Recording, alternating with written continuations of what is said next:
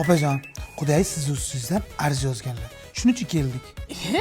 Nima haqqi bor ekan meni ustimdan shikoyat qilishga? Shuncha qilgani kammidi? Haqqim bor, tushundingmi?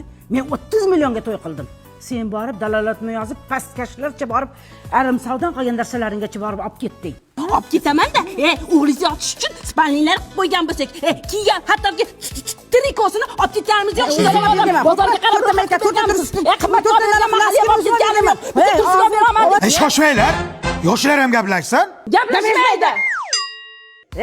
Meni uyimdan mulkimni olib chiqib ketgan. Dalolatni tuzasizda olib chiqib berasiz.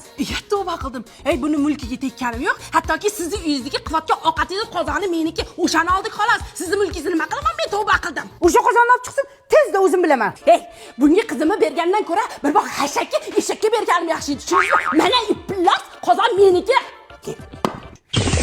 Mana, xuddi shu meniki, o'zim olganman. Nima ekan u? Mana nima? O'zim olganman shuni. Bo'ldi, ketdik. Demak, mulk undirildi. Dela yopildi. Ketdik, xudo xola. Ya tavba. Voy paskudalar.